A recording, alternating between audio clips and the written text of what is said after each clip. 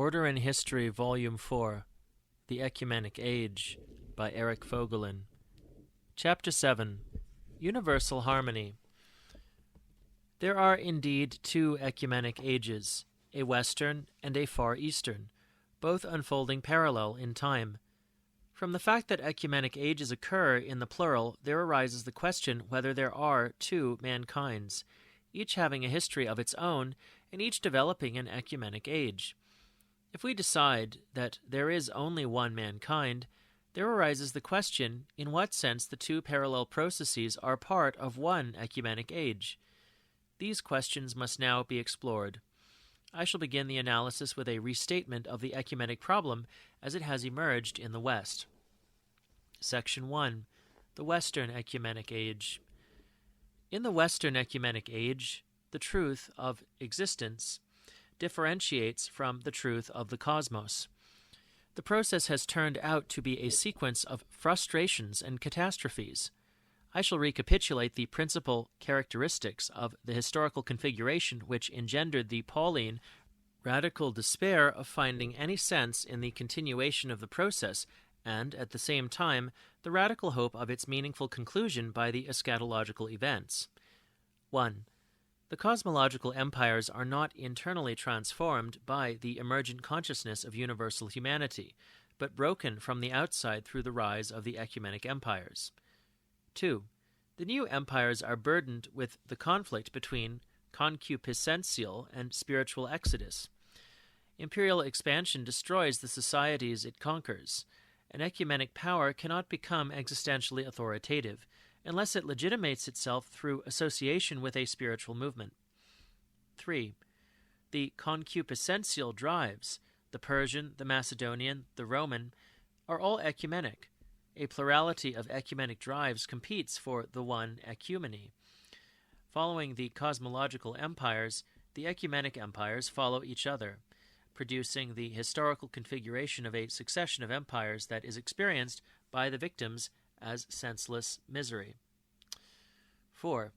The ecumenic drives indiscriminately engulf large and populous territories of highly developed ethnic cultures, so that the resulting empires are multi-civilizational. Regarding this point, already Plato had been skeptical about the ecumenic enterprise, because the plurality of the ethnic cultures incorporated would prove an obstacle to unifying the empire by the consciousness of common humanity. In Plato's immediate experience, even the Hellenic ethnos was apparently unable to overcome the fratricidal sub-ethnicity of the single poleis in a peaceful federation. 5. Justifying the Platonic skepticism, the ecumenic empires not only destroy one another, but tend to break up along the lines of former ethnic cultures, and this tendency can be aggravated by migratory invasions from tribal cultures beyond the imperial borders. 6. The disruptions and breaks, however, when they occur, do not restore the pre-imperial ethnic cultures to their former state, no more than in our time the withdrawal of Western powers from their colonial empires does restore the former tribal societies. The societies that emerge from an imperial breakup bear the imprint of ecumenic imperial consciousness. We have noted the movement of expansion and contraction that results in a plurality of ecumenically conscious organizations coexisting in the one pragmatic ecumeny. 7. The truth of existence, finally, does not emerge from one single spiritual event. It does not penetrate a mankind engulfed by imperial drives from one definite point of origin, but assumes the historical form of a plurality of movements springing up in Persia and India, in Israel and Hellas. The differentiation of the one truth of existence, thus, is broken in a spectrum of spiritual eruptions, each bearing the mark of the ethnic culture in which it occurs. Moreover, none of the several eruptions expands the exegesis of the theophanic event into a fully balanced symbolization of order that would cover the whole area of man's existence in society and history. The human responses to the divine eruptions rather tend to accentuate different aspects of the one truth of man's existence under God, such as the Greek noetic or the Israelite Jewish pneumatic revelations of divine reality. This is history as it was experienced by the more sensitive participants in the process down to the time of Paul. Measured by the criterion of meaningful order in society, the performance was a disappointment. For the succession of empires in pragmatic history all too obviously did not realize the truth of existence revealed by the theophanic events. If history consisted of nothing but a sequence of imperial dominations, it was not the field in which the true order of personal existence could expand into the order of society. As the Jewish apocalyptics ever since Daniel had seen, the realization of the humanly true order under God in society would require the apocalyptic transfiguration of the historical reality in which the truth of order had emerged as insight. In apocalyptic consciousness, the experience of the movement within reality beyond its own structure has split into the conviction that history is a field of disorder beyond repair by human action, and into the metastatic faith in a divine intervention that will establish the perfect order of the realm to come. The tension between order and disorder in the one reality dissociates in the fantasy of two realities following each other in time. This is the disruption of consciousness that was to be healed through the epiphany of Christ and Paul's vision of the resurrected, by the assurance that there is indeed more to history than empire. The emergence of the truth is the historical event that constitutes meaning in history. The transfiguration is in progress in untransfigured history. Through the Pauline vision, man's search for order in the time of history becomes luminous as the transfiguring incarnation of divine reality, of the theotes of Colossians 2:9, in the reality of this world. The experience of the movement in reality, thus, is not deceptive. The movement is real enough in man's trusting response to the moving presence of divine reality in his soul. The transfiguring exodus within reality achieves the full consciousness of itself when it becomes historically conscious as the incarnation of God in man.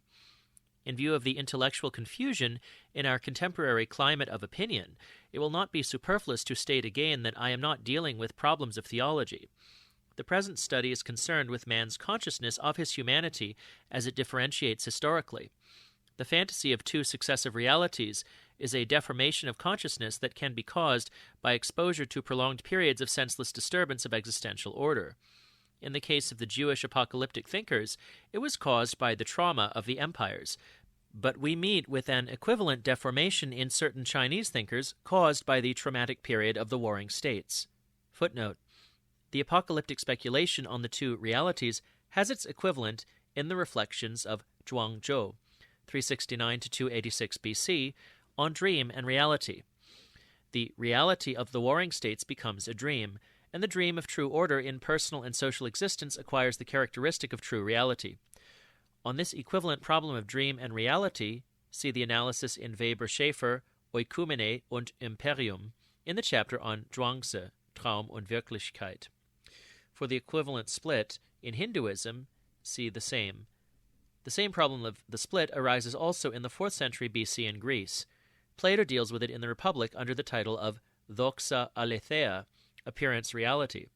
With Plato, however, the split does not occur in his own consciousness, but is analyzed as the split in the consciousness of the Homo politicus of his time.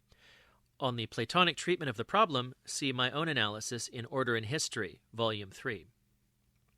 The healing process, furthermore, is difficult and uncertain, because the disorder in reality does not disappear even when the theophany in the person of Christ restabilizes the order of existence and becomes socially effective through the organization of the Church. Though the faith that responds to the theophany immunizes the soul to a high degree against the trauma of continuing disorder, the breaking point is never too far off. The fantasy of two realities has remained constant in Western history, from antiquity to the present. From sectarian fringe movements it can expand at any time, under the prolonged pressure of surrounding senselessness, into the correspondingly senseless disruption of social order through the outburst of apocalyptic expectations. Truth emerging in history does not abolish the uneasiness of existence on the edge of stability and disruption. Even in the case of Paul, we had to note his wavering between acceptance of the one reality in which the incarnation occurs and indulgence in the metastatic expectation of a second reality to come in the time of the living. Though disorder continues and the uneasiness of the existence cannot be abolished, the truth of order emerges in history nevertheless. The waverings of Paul do not invalidate the insight he gained through his vision of the resurrected. Meaning in history is constituted through man's response to the immortalizing movement of the divine pneuma in his soul. Plato and Aristotle, it is true, had already gained the same insight as far as the noetic luminosity of consciousness would allow it to be gained. but their immortalizing response to the theophany of the nous did not unfold into a full response to the Father God, whom Plato sensed as the God behind the gods. The stratification of the divine reality in depth remained surrounded by the deliberate uncertainties which I have previously analyzed. Hence, the philosophers could unfold the dimensions of order only within the limits of the noetic theophany. They did indeed proceed from the personal order of the immortalizing response to the paradigm of immortalizing order in social existence, and ultimately to the historical symbolism of the nous as the third God. The three dimensions of order, personal, social, historical, were fully differentiated. But they conducted their analysis within the limits set by the fundamentally intracosmic character of the theophany to which they responded. The Platonic third God never became the Pauline one and only God, who creates the world and reveals himself in history. The classic analysis reached the divine aision as the source of order in reality. It differentiated the structure of existence in the metaxy, but it did not extend to the structure of divine reality in its pneumatic depth of creation and salvation. Only through Paul's response to his vision did the philosophers athanatizein expand into the pneumatic aphtharsia, the paradigmatic polis into the organization of man's spiritual as distinguished from his temporal order, and the third age of the nous into the eschatological structure of history under the one God of all ages. From the Western Ecumenic Age, with its climax of meaning in the differentiations of noetic and pneumatic consciousness, there emerge certain insights into the structure of history which are generally valid. 1. Through the differentiations of consciousness, history becomes visible as the process in which the differentiations occur. 2. Since the differentiations advance man's insight into the constitution of his humanity, history becomes visible as a dimension of humanity beyond man's personal existence in society. 3. Since the differentiating events are experienced as immortalizing movements, history is discovered as the process in which reality becomes luminous for the movement beyond its own structure. The structure of history is eschatological. 4. Since the events are experienced as movements of human response to a movement of divine presence, history is not a merely human, but a divine human process. Though historical events are founded in the external world and have calendar dates, they also partake of the divine lasting out of time. The historical dimension of humanity is neither world-time nor eternity, but the flux of presence in the metaxy. 5. The mankind whose humanity unfolds in the flux of presence is universal mankind. The universality of mankind is constituted by the divine presence in the metaxy. Section 2. Eschatology and Earthly Existence. The conflict between a plurality of ecumenic ages and the universality of mankind originates in the in-between structure of existence. Historical events are founded in the biophysical existence of man in society on earth in the time of external world. They become historical through the experience of participation in the movement of divine presence. The type concept of the Ecumenic Age had to be constructed on the level of societies in worldly existence who were involved in the pragmatic process, limited in time and space, from which the consciousness of universal humanity emerged. There was nothing wrong with the procedure. The Western Ecumenic Age is indeed a distinct unit of meaning in history. Still, something seemed to be wrong because of the odd tension between the universality of meaning and the pragmatic limitation of the process. Were the societies not involved in the process, the non-Mediterranean Africa and Europe, the Far East and the Americas, excluded from this universality? The oddity, then, was further aggravated by the chronologically parallel Second Ecumenic Age, as far as we know, without cultural diffusion or stimulation in China. Are there several mankinds who go through the disintegration of cosmological consciousness independent of one another? Obviously, the question of the subject of history, previously discussed within the context of the Western Ecumenic Age, now imposes itself again on the level of a global mankind. In the light of the preceding analysis, the problem can now be succinctly resolved. The divine human flux of presence is a given only as far as it is founded in man's biophysical existence on earth. The divine presence itself, though experienced by man who exists in time and space, is not a spatio-temporal given. The historical dimension of humanity, thus, is no more a given than the reality of man's personal existence in the metaxy. Universal mankind is not a society existing in the world, but a symbol which indicates man's consciousness of participating in his earthly existence in the mystery of a reality that moves toward its transfiguration. Universal mankind is an eschatological index. The recognition of universal mankind as an eschatological index penetrates to the center of the problem presented by history as a dimension of humanity. Without universality, there would be no mankind other than the aggregate of members of a biological species. There would be no more a history of mankind than there is a history of catkind or horsekind. If mankind is to have history, its members must be able to respond to the movement of divine presence in their souls. But if that is the condition, then the mankind who has history is constituted by the God to whom man responds.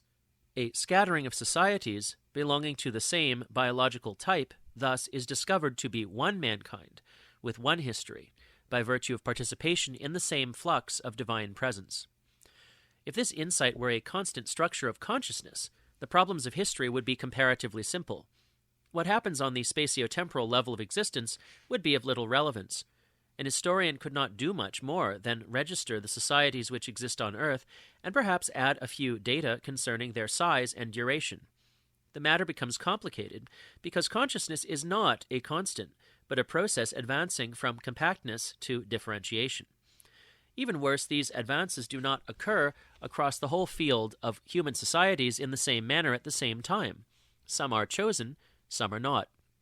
And still worse, as already Plato had observed, the differentiations have something to do with the material advance of society from Stone Age primitivity through agricultural settlement and the discovery of metals to the foundation of cities and the development of urban civilization. The great noetic and pneumatic differentiations do not occur among Paleolithic hunters and fishers, but in ages of cities and empires. Some social and cultural situations appear to be more favorable to differentiating responses than others. The structure of man's earthly existence in society, thus, is somehow involved in the process of differentiating consciousness. Such observations must not be misunderstood as inchoate constructions of a causal relation between civilization and unconsciousness. The thinkers of the Ecumenic Age who observe these configurations do not intend to determine a Marxian consciousness by a Marxian being.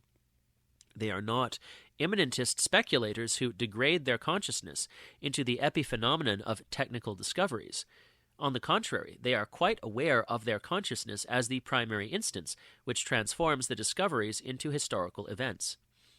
When the theophanic events make history visible as the transfiguring process in which man participates with his spatio-temporal existence, this process becomes an absorbing human concern to the full extent of its knowability, because it partakes of the sacredness that emanates from the divine presence in the flux. Plato's reflections on the sequence of Stone Age and Metal Ages are not an isolated instance. They are preceded by Hesiod's observation on the Iron Age that follows the Mycenaean Bronze Age, with its accent on the decline of existential order marked by the advance of metallurgy, and they are paralleled in the China of the Warring States by an observation with similar implications attributed to Feng Hu-tzu. In the age of Chuan Yuan, Shen Nung, and Ho Shu, weapons were made of stones for cutting trees and building houses, and were buried with the dead. In the age of Huang Di, weapons were made of jade for cutting trees, building houses, and digging the ground, and were buried with the dead. In the age of Yu, weapons were made of bronze for building canals and houses. At the present time, weapons are made of iron. Returning to the West, in the 1st century BC, Lucretius develops in Book 5 of De Rerum Natura his great design of evolution from plant life through animals to man, and of civilizational growth from the Stone Age through the Metal Age to the highest perfection, ad summum cacumen, 5, 1457, in the present. The account of the ages, 5, 1283-96, resembles the statements of Feng Hu-tzu. The oldest weapons were hands, nails, and teeth, and stones and branches broken in the forest. and flame and fire as soon as they were known. Later then was discovered the power of iron and bronze. The use of bronze was earlier known than of iron, because it is more easily worked, and more of it to be found. With bronze men tilled the soil, and with bronze they stirred up the waves of war, and dealt horrible wounds, and seized cattle and lands, for readily gave way all that was nude and unarmed to those who were armed. Then very slowly the sword of iron advanced, and the sickle of bronze fell into contempt. With iron they began to break the soil of the earth, and more equal became the struggles of uncertain war. In the Lucretian case there remains no doubt about the wars of the Ecumenic Age, as the context in which the story of the ages is to be read, for the passage just quoted is immediately followed by a long and vivid account of the improvements in slaughtering people made in the Punic Wars, 1297 to 1349. Thus dreary discord, discordia tristis, bred one thing after the other, that would be frightful to the tribes of men in arms, and day by day augmented the terrors of war. 1305 to 1307. Still, the dreariness of human discord is not the ultimate determinant in the history of mankind. One should note in both Feng Hutzu and Lucretius the ambivalence of instruments as weapons of war and tools for the works of peace. And behind the instruments, one must not forget, there is the mind that invents them. 1449 to 57.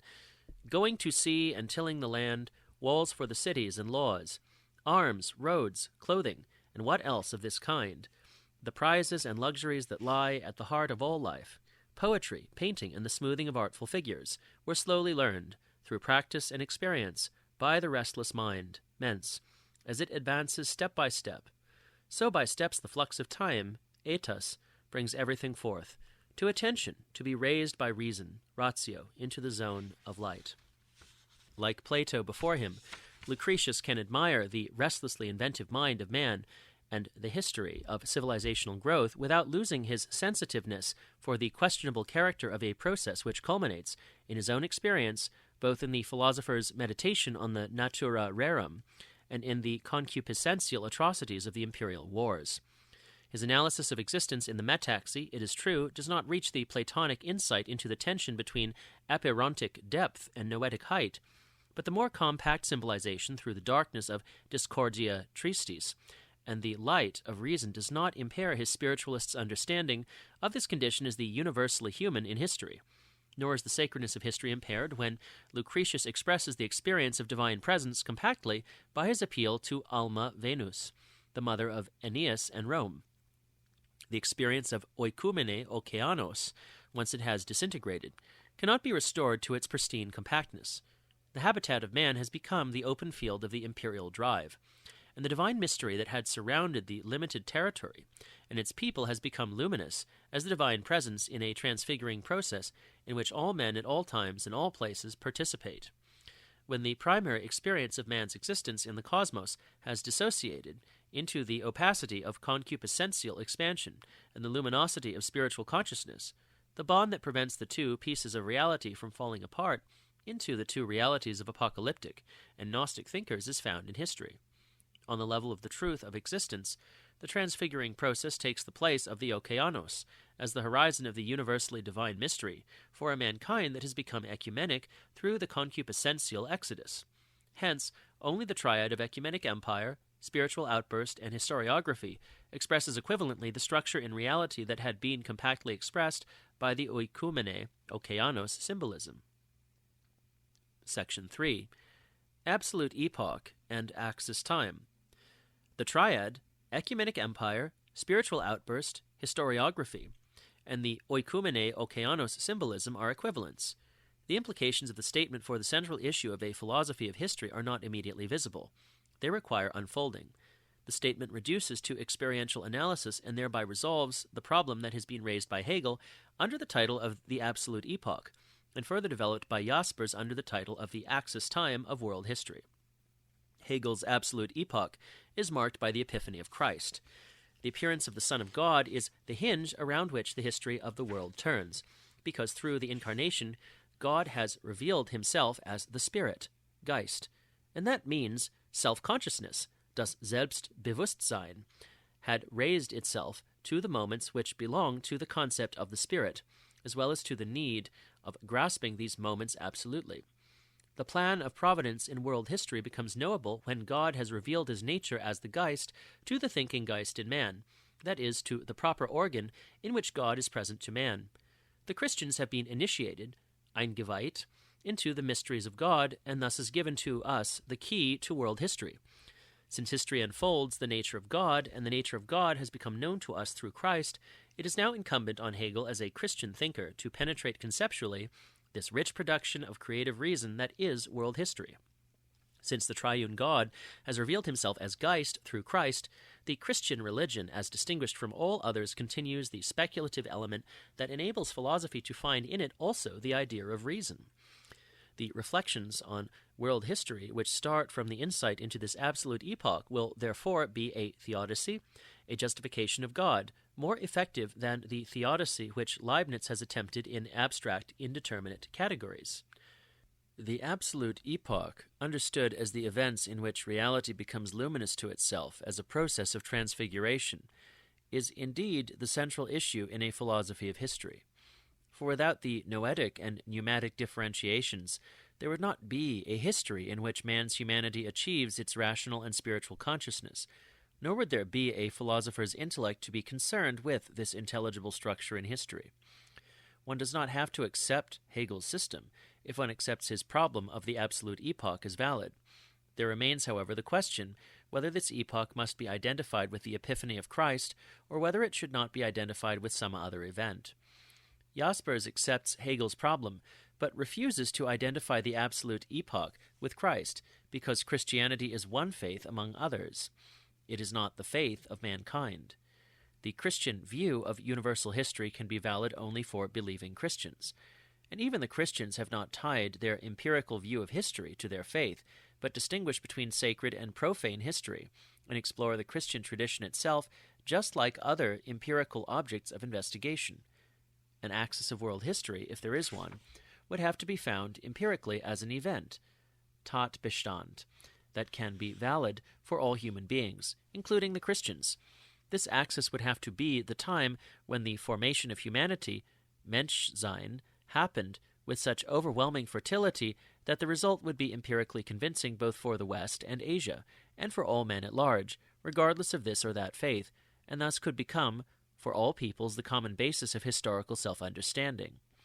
This axis is indeed to be empirically found in the spiritual process that extends from circa 800 to 200 BC, with a concentration about 500 when Confucius, the Buddha, and Heraclitus were contemporaries. This age brought forth the fundamental categories in which we think to this day. It laid the foundations of the world religions in which men live to this day. In every sense, the step into the universal was taken. The two conceptions of the epoch complement each other and illuminate the problem they try to resolve. Hegel concentrates the epoch in Christ because he believes his construction of the system to complete a revelation that has been only incompletely revealed through the incarnation of the Logos. In order to make this fantasy plausible, he first projects the noetic differentiation into the pneumatic consciousness of Paul, by letting the concept of Geist oscillate between the meanings of nous and pneuma, and then extracts his own reason from the Pauline spirit. Hence his concentration on Christ as the hinge around which the history of the world turns is only apparent. Actually, Hegel included, by means of his semantic games, the noetic differentiation of the Hellenic philosophers in the absolute epoch. Jaspers would have been on solid ground if he had dissolved the Hegelian merger and expanded the epoch so as to include not only the epiphany of Christ, but all the events that empirically have entered in the constitution of historical consciousness. Instead of carrying out this analysis, however, he forms an oddly doctrinal conception of Christian faith that will permit him to remove Christ from his epochal status together with a religion in which the majority of mankind does not believe anyway. As a consequence, he can transfer the axis time from Christ to a spiritual process which extends between 800 and 200 BC from the Greco-Roman West and the prophets of Israel through the Iranian and Indian civilizations to China. What induces Jaspers to take this step does not become fully clear from the immediate context in Vom Ursprung und Ziel der Geschichte, because on this occasion he leaves his conception of Christian faith standing as an insufficiently analyzed block. Before going into this puzzle, however, I must state the part of his motivation about which there is no doubt, because Jaspers is explicit on the point. It is his philosopher's concern to re-establish the absolute epoch as the center of a philosophy of history against Spengler's and Toynbee's dissection of history into civilizations with autonomous internal courses. One must furthermore acknowledge his categorization of the spiritual process that had on and off attracted attention as an historical epoch, as the Axis times, as a feat of philosophical insight. On the insufficiently analyzed block of Christian faith, there falls some light from certain reflections of Jaspers in his debate with Bultmann about Die Frage der Entmythologisierung. On this occasion, Jaspers distinguishes between the reality of the existential tension in Jesus toward God and the theological construction of the reality after the death of Jesus by the early Christians. To the theological addition, theologische Zutat, he declares himself to be existentially not responsive, while about the reality he has to say, Jesus confronts us only with the moral question of deciding for a life in the faith of God, im Gottes Glauben. This is truly a critical question in the practice of life. A philosophizing man does hear it in Jesus with a more than ordinary intenseness, but he does not hear it in him alone, but also in the prophets of the Old Testament and in philosophers of high rank. Though he recognizes in Jesus an extraordinary intenseness of existence in faith, Jaspers does not recognize either in Jesus or in Paul the differentiation of eschatological consciousness which Bultmann, in his answer, stresses as the specific difference of Christian faith. This is the paradox of Christian faith, that the eschatological happening in which the world comes to its end has become real as an event within the history of the world, and becomes a real event again in every Christian sermon if it is a genuine sermon. The overt reason for the exclusion of Christ has become clear, but it is the overt reason only. Jaspers was quite familiar with the eschatological problems in Christian faith. If he did not acknowledge them as an important step in the differentiation of consciousness, the ulterior reason must be sought in the unsatisfactory state of experiential analysis at the time. Jaspers was repelled by the fusion of the eschatological structure of reality with a semi-fundamentalist orthodoxy. The character of this fusion becomes manifest in Bultmann's formulation, just quoted, of the Christian paradox. For the eschatological happening in which the world comes to its end has, of course, not become real as an event within the history of the world. On the contrary, the fact that the world has not come to its end as promised is precisely the effective motive in the apocalyptic movements with their metastatic expectations that have sprung up ever since. As if it were not enough that the eschatological structure of reality and man as the site of transfiguration have become conscious, Bultmann concentrates the symbols engendered by the experience into a superfluous paradox of Christian faith, and thereby eclipses the reality experienced. Jaspers, in his turn, was disturbed by the language of orthodoxy, because he sensed in it the transformation of existential truth into doctrine of which he recognized the murderous consequences in the practice of communism and National Socialism. The debate had to remain inconclusive because neither of the two thinkers engaged in the analysis of the eschatological differentiation that would have been necessary to dissolve their disagreement. The unsatisfactory state of analysis had its repercussions for the understanding of history. The structure of history certainly is smudged when Bultmann describes the theophanic event as happening in the very history which it constitutes and makes visible as universal. And the same semi-conscious smudging of history into a stream of world time in which the spiritual process happens causes the problems in Jaspers' construction of the Axis time. There simply is no spiritual outburst marking an epoch, be it that of Jaspers or that of Hegel, without a consciousness that is formed by the differentiating event and thereby enabled to recognize it as epochal. The structure of human consciousness as it becomes luminous for its own historicity is obscured, if not destroyed, if one isolates the events of the spiritual exodus from the events of historiography that arise in its wake, and if one ignores the fact that the historians deal with the disturbance of order through the concupiscential exodus in the light of the insight gained by the spiritual outburst, be it Herodotus and Thucydides or Polybius and Livy, or the Israelite historians from the author of the David Memoirs to the chronicler, or the Chinese historian Sima Qian.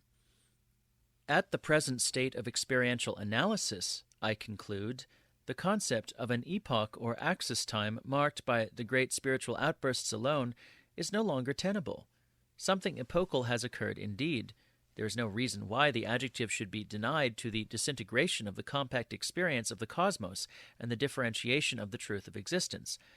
But the epoch involves, besides the spiritual outbursts, the ecumenic empires from the Atlantic to the Pacific, and engenders the consciousness of history as the new horizon that surrounds, with its divine mystery, the existence of man in the habitat that has been opened by the concupiscence of power and knowledge.